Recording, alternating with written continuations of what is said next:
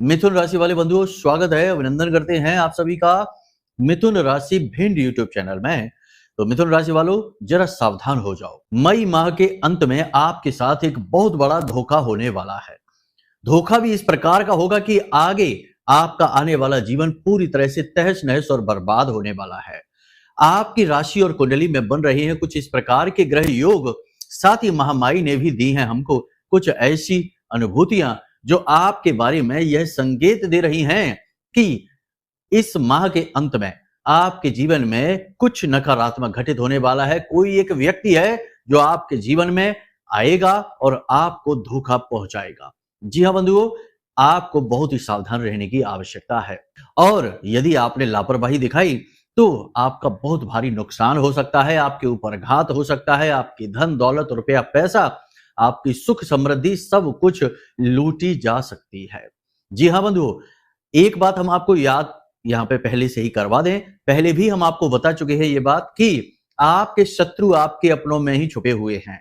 आपको बाहर से आने वाले शत्रुओं से डरने की कोई आवश्यकता नहीं है, क्योंकि उनकी आपको जरूरत ही नहीं है। आपके अपनों में ही, आपके आसपास के लोगों में ही शत्रु आपके इतने खतरनाक हैं कि वे आपको मिटाने के लिए, आपको सड़क पर लाने के लिए सब कुछ करने को तैयार रहते हैं। अब जरूरत है आपकी सतर्कता की, आपकी जागरूकता की। यदि आप लापरवाही दिखाएंगे और अंधविश्वास करेंगे तो निश्चित तौर पर वही होगा जो अब तक होता चला आ रहा है कि आपके हाथ से आए हुए मौके फिसल जाएंगे, आपके जीवन में परेशानियां बढ़ती चली जाएंगी और आपके ऊपर जो घात किया जाएगा वह इतना गुप्त होगा कि आपको उसके बारे में पता भी नहीं चलेगा। क्योंकि आजकल लोग आमने सामने की लड़ाइयां नहीं लड़ते हैं, शत्रुता आमने सामने आकर नहीं दिखाते हैं। आमने सामने तो बड़ा प्रेम दिखाते हैं, लेकिन पीठ के पीछे असली जाल बुना जाता है। ऐसे में सावधानी और मार्गदर्शन दोनों की आवश्यकता रहती है तो जीवन सुखमय रहता है, वरना केवल यही सोचते सोचते जीवन गुजर जाता है कि आखिर हमने ऐसी कौन सी गलती की है जो हमारे जीवन में परेशानियां खत्म ही नहीं हो रही हैं। तो ये तो हुई कि अभी इस समय आपको सावधान रहना है। हम आपको बताएंगे कौन है वह व्यक्ति और कैसे आप उससे बच सकते हैं। इसी के साथ साथ हम आपको एक ऐसा महाशक्तिशाली उपाय, गुप्त तरीका बताएंगे जो स्वयं गोस्वामी तुलसीदास जी ने बताया है, हनुमान जी से संबंधित है। इस उपाय, इस क्रिया को हम आपको बताएंगे। इसे आपको अपने ऊपर आजमाना है और इसको करने के बाद आपका खुद का ऑरा, या यूं कहें कि आपका ऊर्जा शरीर, आपका तेज इतना शक्तिशाली, इतना बलवान हो जाएगा कि आपका कोई भी शत्रु हो आपके सामने ठहर ही नहीं पाएगा, आपका कुछ बिगाड़ नहीं पाएगा। कह सकते हैं कि हनुमान जी की साक्षात स्पष्ट कृपा आपके ऊपर बरसनी प्रारंभ हो जाएगी। और एक बात है, इस उपाय को कोई भी व्यक्ति कर सकता है, स्त्री हो, पुरुष हो, बच्चे हो, बुजुर्ग हो, कोई भी व्यक्ति इस उपाय क्रिया को कर सकता है। इसमें कोई पाबंदी नहीं है, बस नियम है, उसका ध्यान रखना है।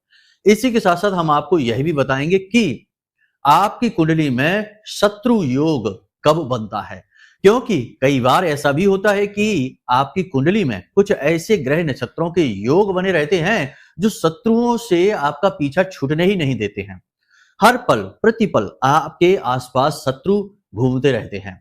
आप चाहें या ना चाहें, आप कुछ भी कहें या ना कहें, कुछ करें या ना करें, तब भी ना जाने क्यों शत्रु आपके उत्पन्न होते रहते हैं। बिना किसी बात कहे लोग आपसे इतनी जलन खाएंगे कि आपको नीचे गिराने के लिए किसी भी हद तक चले जाएंगे। तो ऐसा तब होता है जब कुंडली में ही शत्रु योग बनकर बैठा है, रिपु योग बनकर बैठा है। और इस योग के बारे में जानना बेहद आवश्यक है, वरना जीवन नरकीय हो जाता है। कारण इसका यह है कि आपके शत्रु कब तक पीछे हटेंगे, आज नहीं तो कल वे सक्रिय होंगे और उनकी क्रियाएं काम भी करेंगी। फिर आपके जीवन से खुशियां एक एक करके गायब होनी शुरू हो जाएंगी। और कौन शत्रु किस प्रकार की क्रिया कर रहा है, किस प्रकार से आपको नीचे गिराने के प्रयास कर रहा है, ये कौन जानता है। कोई तंत्र मंत्र का सहारा लेता है, कोई टोना टोटका का सहारा लेता है और कोई किसी प्रकार से आपको नीचे गिराने का प्रयास करता है। तो ऐसे में किस किस शत्रु से किस किस प्रकार से आप निपटेंगे, तो बेहतर उपाय यह है कि अपनी कुंडली को देखेंगे। हम आपको बताएंगे कि कैसे देखना है, फिर कुंडली के अनुसार आपको बताएंगे सटीक उपाय, और उस उपाय को करने से आपका उद्धार हो जाएगा। आपके शत्रु घुटनों पर आ जाएंगे, आपका बाल विवाह का नहीं कर पाएंगे और अपने ही जीवन में ऐसे उलझ कर रह जाएंगे कि फिर मुड़कर आपकी ओर देख ही नहीं पाएंगे। बहुत ही शक्तिशाली क्रिया के बारे में अंत में हम आपको बताएंगे। कहने का मतलब यह है कि आज का यह जो कार्यक्रम है, यह आपको आने वाली बहुत बड़ी मुसीबत से तो बचाने वाला है ही। दूसरा कि यह आपको आत्मरक्षा यानी कि उन शत्रुओं से आत्मरक्षा का तरीका सिखाएगा जो छुपे हुए हैं, जो चेहरे बदलकर आपके सामने आते हैं और जिनसे बच पाना लगभग नामुमकिन है। कारण इसका यह है कि पहले पहचान लें तब तो बचें। रावण का खुद का भाई ही उसका शत्रु बन बैठा, उसकी मृत्यु का कारण बन बैठा। रावण को भी नहीं पता होगा, उसने भी कभी ऐसा नहीं सोचा होगा। तो जब आप पहचान पाएं तब तो अपने शत्रु से आप निपट पाएंगे। तो यही एकमात्र तरीका है जो हम आगे आपको बताने जा रहे हैं। इन्हें आपको आजमाना है और आपके छिपे हुए शत्रु स्वतः ही तबाह हो जाएंगे। किसी की हानि नहीं होगी, बस वे अपने जीवन में उलझ जाएंगे और आपके ऊपर से उनका ध्यान हट जाएगा। हम यहाँ किसी की भी हानि की बात नहीं कर रहे हैं, किसी को बर्बाद और मिटाना नहीं चाहते हैं। महामाई खुद यह निर्णय लेंगी, ये उनका निर्णय रहेगा। हम तो केवल ये चाहते हैं कि आपकी सुरक्षा हो जाए, आपकी रक्षा हो जाए। उम्मीद करते हैं सारी बातें आपने समझ ली हैं। अब कार्यक्रम को अंत तक अवश्य देखना। हम बीच बीच में आपको 5 बड़ी भविष्यवाणियां भी बताएंगे और सावधानियां भी बताएंगे। अच्छी बुरी दोनों तरीके की भविष्यवाणियां रहेंगी। कार्यक्रम को बीच में छोड़ना सबसे ज्यादा नकारात्मक फैसला होगा आपका, क्योंकि यह कार्यक्रम आपको आने वाले समय की झलक देगा, मुसीबतों से बचाएगा और महामाई की सीधी कृपा आप तक पहुंचाएगा। साथ ही हनुमान जी जो कि महामाई के सर्वप्रथम और सबसे बड़े वीर हैं, उनकी भी कृपा और रक्षा आप तक पहुंचाएगा। तो बस इस कार्यक्रम को अंत तक देखना है, यही आपका धर्म है और हमारा भी यहाँ पर ये लालच छिपा है कि इस कार्यक्रम को अंत तक आप देखेंगे तो महामाई की कृपा आप तक पहुंच जाएगी, हनुमान जी की कृपा पहुंच जाएगी। और एक भक्त बस यही चाहता है कि उसके देवता, उसकी देवी की महिमा चारों तरफ फैले और सभी उसकी देवी और देवता यानी उस दिव्य शक्ति की कृपा प्राप्त करें, सबका भला हो जाए। बस यही हमारा लालच रहेगा। तो आपको कार्यक्रम में अंत तक ठहरना है, बस यही आपसे निवेदन है। चलिए महामाई को याद करते हुए कार्यक्रम की शुरुआत करते हैं। कमेंट बॉक्स में लिख डालिए कि मैं भी माई के परिवार का हिस्सा हूं। साथ ही जय मां भद्रकाली, कृपा करो। महामाई निश्चित तौर पर आपके ऊपर कृपा करेंगी और कृपा कर ही दी है, तभी ये कार्यक्रम आप तक पहुंचा है। तो चलिए अब अपने मूल विषय को शुरू करते हैं। प्यारे मित्रों, हमारे अत्यंत प्रिय और परम पूज्य अमिताचार्य जी के पास मां बगलामुखी और मां भद्रकाली की साधनाओं का वर्षों का अनुभव है और माता रानी की इनके ऊपर पूर्ण कृपा और सिद्धि है। आचार्य जी ने अपने सटीक कुंडली विश्लेषण और श्रेष्ठतम उपायों के माध्यम से हजारों लोगों के जीवन को खुशियों से भरा है। आचार्य जी का कुंडली विश्लेषण और उपाय करवाने का तरीका इतना अद्भुत है कि जीवन के हर एक दुख और कष्ट का कारण जड़ से ही समाप्त हो जाता है। फिर समस्या चाहे जैसी भी हो, कर्जा बहुत बढ़ गया हो, व्यापार चल नहीं रहा हो, बीमारियों में आप बर्बाद हो चुके हो, रिश्तों में प्रेम समाप्त हो चुका हो, या फिर नौकरी ही ना मिल रही हो, विवाह में देरी होती हो, कैसी भी समस्या हो, इन समस्याओं का कारण क्या है, कौन सी महादशा परेशान कर रही है, कौन सा दोष लगा हुआ है, सब कुछ आचार्य जी इतना सटीक बताते हैं कि वर्षों वर्ष के दुख कुछ ही दिनों में समाप्त हो जाते हैं। अगर आपके जीवन में भी कोई ऐसी संकट की घड़ी है तो यही सही समय है जब आप पूज्य आचार्य जी के हाथों से अपनी कुंडली का विश्लेषण करवाएं और वर्षों से चल रहे दुखों और संकटों के इस चक्र से बाहर निकल जाए। प्यारे मित्रों, अभी वीडियो में दिए गए नंबरों पर फोन करिए और अपनी कुंडली का श्रेष्ठतम आकलन करवा डालिए। जिंदगी बदलने का ये सबसे बड़ा मौका हाथ से मत जाने दीजिएगा। जय माई की, महामाई आपका कल्याण करे। सबसे पहले बात करते हैं 5 भविष्यवाणियों की जो आने वाले 5 से 7 दिनों में आपके जीवन में घटित हो सकती हैं। पहली भविष्यवाणी अच्छी है, आप कुछ खरीद सकते हैं, कोई इलेक्ट्रॉनिक सामान, कोई मशीनरी या फिर प्रॉपर्टी आदि की डीलिंग आपकी हो सकती है, योजना बन सकती है, खरीद भी सकते हैं। अच्छी खबर है, यह अच्छा योग है, इसका आपको लाभ मिलेगा। लेकिन दूसरा यह है कि आपका ही अपना कोई एक ऐसा व्यक्ति होगा जो आपको हानि पहुंचाना चाहेगा, आपके बारे में कुछ ऐसी बात बोलेगा जिसे सुनकर आपका दिल टूट जाएगा, आपका मन खराब हो जाएगा, आपको अच्छा नहीं लगेगा। इसी के साथ साथ आपको बता दें कि आने वाले 5 से 7 दिनों में आप कहीं किसी यात्रा पर जा सकते हैं। व्यापारिक यात्रा होगी, काम से जुड़ी हुई यात्रा होगी, धर्म कर्म से जुड़ी हुई यात्रा हो सकती है, लेकिन यात्रा आपकी सफल रहेगी, कोई भी गलत नहीं होगा, सब अच्छा ही रहेगा। ये अच्छी खबर रहेगी। लेकिन कहीं ना कहीं आने वाले 5 से 7 दिनों में आप अपने अंदर आत्मविश्वास की कमी महसूस करेंगे। ना जाने क्यों आपको किसी चीज से कुछ अनजाना डर भय सताता रहेगा। ना जाने क्यों आप अपने कदम कुछ हद तक पीछे खींचने की कोशिश करेंगे। आगे बढ़ने में आपको बहुत ही भय संकोच जैसा महसूस होगा। इसी के साथ साथ आपको हम बता दें कि आने वाले 5 से 7 दिनों में आप किसी धार्मिक या सामाजिक कार्य में भाग ले सकते हैं, अंशदान कर सकते हैं और पूर्ण रूप से शामिल भी आप हो सकते हैं। इसी के साथ साथ आपको हम बता दें कि आपको आने वाले 5 से 7 दिनों में बहुत सावधान रहने की आवश्यकता है। कोई कीमती सामान आपका खो सकता है, किसी प्रकार का आपके साथ धोखा हो सकता है, कोई आपके साथ ठगी कर सकता है या आपके ऊपर घात भी कर सकता है, तो आपको सावधान रहना है। विश्वास तो फिलहाल किसी के ऊपर करना ही नहीं है। यह कार्यक्रम का आधार यही है कि आपको आने वाले समय में किसी पर भी भरोसा नहीं करना है, अपने ऊपर भरोसा करना है और अपने उस भगवान के ऊपर भरोसा करना है जिसकी आप पूजा पाठ आराधना करते हैं। यहीं से आपकी तरक्की का मार्ग खुलेगा। अब बात करते हैं कि आपके जीवन में कौन ऐसा व्यक्ति है जो आपको घात कर सकता है, आपके साथ धोखा कर सकता है आने वाले 5 से 7 दिनों में। लेकिन उससे पहले हम आपको बता दें कि क्यों ऐसा होता है कि अक्सर आपके साथ ही ये होता है कि आपके अपनों में ही आपको नीचे गिराने वाले लोग हैं, आपको नीचा दिखाने वाले लोग हैं। आपकी हर अच्छी बात का बुरा मतलब निकालकर आपको ही लांछन लगाने वाले लोग हैं, यानी कि आपके छिपे हुए शत्रु आपके अपनों में ही छिपे हैं। इसके लिए आपको अपनी कुंडली देखनी होगी। अपनी कुंडली को आप खोलकर देखिए, यदि आपके पास है, नहीं है तो कोई बात नहीं है। वीडियो में हमने मोबाइल नंबर दे रखे हैं, इन नंबरों पर फोन करिए और अपनी कुंडली बनवा लीजिए। हम आपको सारी बातें स्पष्ट तौर पर बता देंगे। तो कुंडली का जो छठा भाव होता है, पहले भाव से गिनना शुरू करेंगे। छठा भाव होता है उसे रिपु भाव कहते हैं, शत्रु का भाव होता है।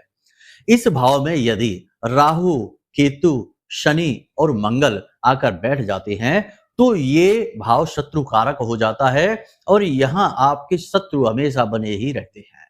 इसी प्रकार यदि छठे भाव का जो स्वामी है, जैसे छठे भाव में कोई नंबर लिखा हुआ है, वह उस भाव की राशि है।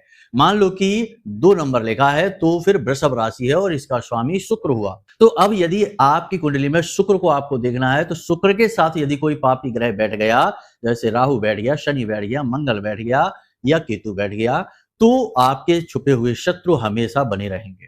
या फिर शुक्र के ऊपर किसी पापी ग्रह की दृष्टि पड़ जाती है, शुक्र नीच का हो जाता है, कमजोर हालत में हो जाता है या अस्त हो जाता है, तो आपके शत्रु बने रहते हैं, कभी पीछा नहीं छोड़ते हैं। इसे रिपु योग कहते हैं, शत्रु योग भी कहते हैं। आपकी कुंडली में यदि यह योग बन रहा है तो फिर दुनिया में आप चाहे कितना भी कुछ भी कर लेना। हाँ, देवी देवताओं की कृपा और उनकी साधना पूजा पाठ एक अलग बात है, लेकिन आप अपने स्वतः के प्रयासों से चाहे कुछ भी कर लेना, शत्रुओं से पीछा आपका नहीं छूटने वाला है। तो अब यहां पर आपने ये समझ लिया कि कैसे शत्रु योग बनता है। अपनी कुंडली को आप खुद देख लीजिए और समझने का प्रयास करिए। अब दूसरी एक जो शत्रु बनाने वाली स्थिति है वह यह भी होती है कि आपके कुछ खास ऐसे भाव, जैसे लग्न भाव है या दशम भाव है या चतुर्थ भाव है, इनमें कोई पापी ग्रह आकर बैठ जाता है, तब भी यह शत्रु योग जैसे ही संकेत दिखाता है, अपनों में ही शत्रु उत्पन्न करने लगता है। इसी के साथ साथ यदि आपकी कुंडली में लग्न दोष भी है, जैसे कि आपकी कुंडली का जो पहला भाव है, अगर उस भाव में ही कोई पापी ग्रह आकर बैठ गया, जैसे कि शनि, राहु, केतु और मंगल, तो ये दोष उत्पन्न होता है, लग्न दोष कहते हैं। या फिर लग्न का स्वामी, यानी कि पहला जो भाव है उसमें जो नंबर लिखा है, मान लेते हैं कि 1 नंबर लिखा है, तो फिर उसका जो मेष राशि है, उसका जो स्वामी है वो मंगल हुआ। और मंगल यदि कमजोर हो जाता है, अस्त हो जाता है, वक्री हो जाता है या किसी पाप ग्रह से ग्रसित हो जाता है, तो यह लग्न दोष बना देता है। या फिर ये जो लग्न का स्वामी है ये छठे भाव में जाकर बैठ जाता है, अष्टम या 12वें भाव में भी बैठ जाता है, तब भी ये लग्न दोष बना देता है। ऐसे में आपके शत्रु लगातार आपका पीछा करते हैं और आपको परेशान करने में कोई कसर नहीं छोड़ते हैं। तो ये स्थितियां होती हैं जिनसे कुंडली से पता लग जाता है कि आपके जीवन में शत्रु हमेशा रहेंगे, चाहे आप कितना ही प्रयास कर लीजिए।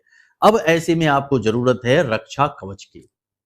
देखिए, शत्रु यदि बार बार आपके जीवन में आ रहे हैं और आप उनसे निपट नहीं पा रहे हैं, तो फिर आप अपनी ऊर्जा उनसे निपटने में बर्बाद न करिए। आप अपनी रक्षा कवच तैयार करिए, अपनी सुरक्षा मजबूत करिए। शत्रुओं से बचने के 2 ही तरीके हैं, या तो शत्रु से लड़िए और शत्रु जैसे ही हमले उस पर करिए तो शत्रु का नाश हो जाएगा, या फिर आप अपनी सुरक्षा को मजबूत कर लीजिए। बेहतर तरीका है कि सुरक्षा मजबूत कर ली जाए, क्योंकि आप किसी से किस हद तक लड़ेंगे और कहां-कहां ढूंढेंगे अपने शत्रु को, वो तो छुपे हुए हैं। तो ये तरीका काम नहीं करेगा। अब अपनी रक्षा मजबूत करनी है तो इसके लिए आपको क्या करना है, ध्यान से समझिए। 2 काम हैं आपको जो हमेशा अपने साथ रखने चाहिए, करने चाहिए। एक हनुमान जी का रक्षा कवच है, इसे आपको अपने लिए तैयार करना है। कैसे यह रक्षा कवच तैयार होता है, इसके बारे में जरा ध्यान से समझ लीजिए। बहुत ही साधारण और बहुत ही अच्छी क्रिया है। 21 दिन तक हनुमान जी की ऊर्जा आपके साथ रहती है और आपकी रक्षा करती है हर तरीके से। तो कैसे करना है, ध्यान से समझिए। किसी भी मंगलवार के दिन आपको हनुमान जी के मंदिर में जाना है, शाम के समय जाना है। रात को 8-9 बजे के आसपास जाएंगे तो ज्यादा अच्छा रहेगा। उसके बाद तो बहुत देर हो जाएगी, तब नहीं जाना है। कहने का मतलब यह है कि मंदिर में शांति का वातावरण हो, उस समय जाइए तो ज्यादा अच्छा रहेगा। वैसे भी दिव्य शक्तियां यानी कि जो ऊर्जाएं हैं वो रात्रि के समय ज्यादा सक्रिय होती हैं, क्योंकि रात्रि में माया सोई रहती है, दिन में ये सक्रिय नहीं हो पाती माया की वजह से। तो आपको ये 9 बजे के आसपास मंदिर जाना है। क्या क्या लेकर जाना है, लाल रंग का एक पुष्प ले जाना है, थोड़े से चावल ले जाने हैं, एक पात्र में जल लेकर जाना है और आटे का दीपक लेकर जाना है, गाय का घी और बाती लेकर जानी है। साथ ही आपको एक धागा अपनी लंबाई के बराबर का, यानी कि अपने सिर से लेकर पैर के नाखून तक की लंबाई के बराबर का एक धागा, मौली कलावा कहते हैं इसको, इसे लेकर जाना है। इसमें थोड़ी थोड़ी दूरी पर 9 गांठें लगा देनी है। 9 गांठें आपकी नवग्रह की होती हैं। कोई भी ग्रह से किसी भी प्रकार की नकारात्मकता आ रही हो तो वह समाप्त होती है हनुमान जी की कृपा से। 9 गांठें लगानी है उसमें और उसे आपको लेकर जाना है। अब आपको अपनी क्रिया शुरू करनी है। सबसे पहले हनुमान जी का जो विग्रह है, यानी गर्भगृह के सामने जो विग्रह दिखता है गर्भगृह के अंदर, बाहर आप बैठेंगे, हनुमान जी के सामने बैठकर उनसे निवेदन करिए, हाथ जोड़कर कि प्रभु हम आपकी शरण में हैं, रक्षा चाहते हैं आपसे, किसी भी प्रकार की शत्रुओं से रक्षा हो, आप हमारी रक्षा करिए। इस प्रकार निवेदन करना है, जो भी आपके मन में भाव आए उसी प्रकार से निवेदन करना है। फिर आपको आसन बिछाना है, बैठना है। सबसे पहले आपको दीपक जलाना है। आटे का दीपक बनाइए, उसमें घी भरिए, बड़ा सा दीपक बनाना, गहरा सा घी भरिए और उसमें बाती लगाकर दीपक जला दीजिए। उसके बाद आपको भगवान को भोग वगैरह लगाना है। उसके बाद आपको हाथ में जल लेना है। जल में आपको एक लाल पुष्प रखना है, थोड़े से चावल रखने हैं और अपने हाथ से संकल्प लेना है। संकल्प में आप अपना नाम, अपना कुल, अपना गोत्र, अपना स्थान और अपनी इच्छा मनोकामना कि भगवान हमें रक्षा चाहिए, आप हमारी रक्षा करिए और हमें तरक्की दीजिए। इस प्रकार से आपको अपनी इच्छा बतानी है और इस जल को वहीं जमीन पर छोड़ देना है। संकल्प हो गया ये आपका। अब अगर समझ नहीं आया तो समझ लीजिए कि हाथ में आपने सारी सामग्री ले ली, जल ले लिया, पुष्प ले लिया, चावल ले लिए। अब आपको बोलना है कि मैं अमुक, यानी अपना नाम लीजिए, कुल ये है, गोत्र ये है और स्थान ये है। मैं ये चाहता हूं कि प्रभु आप हमारी हर वक्त रक्षा कीजिए शत्रुओं से और हमारे जीवन में उन्नति व तरक्की लेकर आइए। इस कार्य हेतु, रक्षा कवच निर्माण हेतु मैं संकल्प लेता हूं इस अनुष्ठान के लिए, और जल जमीन पर छोड़ना है। बस ये संकल्प हो गया आपका। अब आपको वहां ये क्रिया शुरू करनी है। आपको हनुमान जी के बाएं पैर का थोड़ा सा सिंदूर भी चाहिए होगा। थोड़ा सा सिंदूर आप पुजारी जी से कहकर ले लेना और उसे अपने पास रख लेना। अब आपने हनुमान चालीसा का पाठ शुरू करना है। किताब में से पढ़ के हनुमान चालीसा बोलेंगे, ना कि रटा हुआ बोलेंगे। जो यह पढ़े हनुमान चालीसा, ऐसा नहीं कि जो यह रटे हनुमान चालीसा, तो रटना नहीं है, पढ़ना है। ठीक है, तो हनुमान चालीसा पढ़ना है। एक पाठ पूरा हो जाए तो हनुमान जी के बाएं पैर का सिंदूर उस गांठ पर लगा देना है। ठीक है, और उसके बाद जो जल का पात्र है उसमें फूंक मारनी है, इस प्रकार से, ऐसे पात्र को जमीन पर रख देना है। फिर से अगला चालीसा पाठ करना है। पाठ आपका पूर्ण हो जाए तो उसके बाद फिर से हनुमान जी के बाएं पैर का सिंदूर अगली गांठ पर लगाना है। जल का जो पात्र है उसमें फूंक मारना है। इस प्रकार 9 चालीसा का पाठ करेंगे। 9 गांठों पर हनुमान जी के पैर का, बाएं पैर का सिंदूर लगाना है। ये आपकी क्रिया पूर्ण हुई। अंत में आपको बजरंग बाण का पाठ करना है। अब महिलाएं हैं तो बजरंग बाण का पाठ ना करें, हनुमान अष्टक का पाठ कर सकती हैं। उसके बाद हनुमान जी को प्रणाम करना है और पुजारी जी की सहायता से या किसी भी व्यक्ति की सहायता से उस कलावे को, जो 9 गांठों वाला है, उसे अपनी कलाई पर बांध लेना है। पुरुष हैं तो दाहिनी कलाई पर और स्त्री हैं तो बाईं कलाई पर इसे आपको लपेट लेना है। ये आपका रक्षा कवच तैयार हो चुका है। अब जब आप मंदिर से बाहर निकले हैं तो वह जो जल है जो आपने अभिमंत्रित किया है उसे आपको पी जाना है। फेंकना नहीं है, एक बूंद भी बर्बाद नहीं करनी है और किसी और को भी नहीं देना है, स्वयं पी जाना है। इससे आपके आंतरिक दोषों का नाश होगा, नकारात्मकताओं का नाश होगा और आपका शरीर तो स्वस्थ होगा ही, आपकी जो ऊर्जा है, जो आपका ऑरा है, वह भी मजबूत हो जाएगा। बहुत ही सिद्ध उपाय और क्रिया है, जिसने भी यह कर लिया है उसके जीवन में खुशियां तो आई ही हैं, हनुमान जी की कृपा भी 100% आई ही है।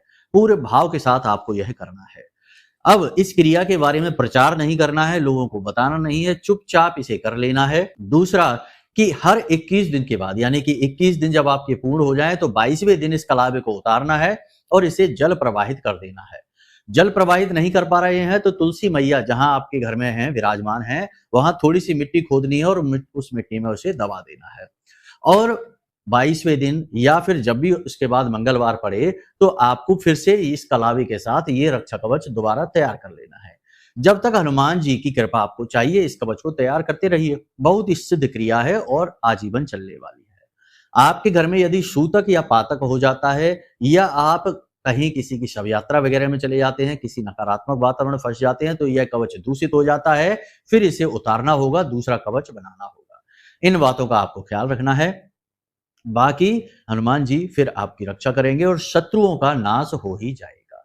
इसी के साथ साथ महामाई मां बगलामुखी की कृपा और आशीर्वाद भी आपको चाहिए तो आपका शत्रु नाश तो होगा ही होगा, क्योंकि मां बगलामुखी है ही शत्रु स्तंभन कारणिम, योगिनी कोटि संहिताम, ईता हारूपि चंचलाम, कमलाम परमाम वंदे पर ब्रह्म स्वरूपिणी। तो मां बगलामुखी तो हैं ही जो सबकी रक्षा करती हैं, आपकी भी करेंगी ही। यदि आपको मां बगलामुखी की पूजा सामग्री चाहिए और अधिक जानकारी चाहिए तो आप वीडियो में दिए गए नंबरों पर व्हाट्सएप पर संपर्क करें। आपको यहां से पूरी माई की सामग्री भेज दी जाएगी, जिसमें माई का चालीसा, मां का रक्षा कवच और आरती, साथ ही माई की विग्रह की असली तस्वीर भी भेजी जाएगी। बस आप इनका प्रयोग करें, उनकी विधि भी बताई जाएगी, सारी चीजें आपको स्पष्ट तौर पर समझा दी जाएंगी। माई की स्थापना अपने घर में कर लीजिए। माई की कृपा से आपका जितना भी दुख दर्द तकलीफ है सब समाप्त होगा और माई का प्रेम आशीर्वाद आपके ऊपर बरसना शुरू हो जाएगा।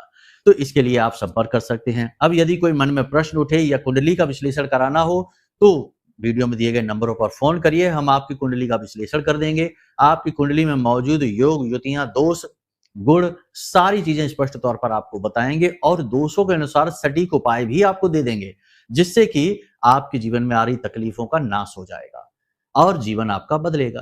तो बस केवल इतना ही करना है कि महामाई पर अपनी आस्था और विश्वास बनाकर रखनी है, प्रभु को धन्यवाद देना है और हो सके तो प्रतिदिन मंदिर हो आइए, क्योंकि आपका उद्धार तो महामाई की कृपा से ही होगा, प्रभु की कृपा से ही होगा।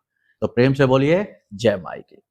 हमारे प्रिय और परम पूज्य आचार्य जी ने अपनी साधनाओं के अनुभवों पर आधारित शक्तिशाली उपाय और क्रियाओं के माध्यम से हजारों लोगों के जीवन को पूरी तरह से बदला है। आचार्य जी के द्वारा बताया गया हर एक उपाय इतना सटीक और कारगर होता है कि जो भी इसे पूरे भाव के साथ कर लेता है उसे साक्षात महामाई की कृपा और आशीर्वाद प्राप्त हो जाती है। इसलिए निसंकोच इन उपायों को पूरे भाव के साथ करिए, आपका कल्याण होगा। जय माई की।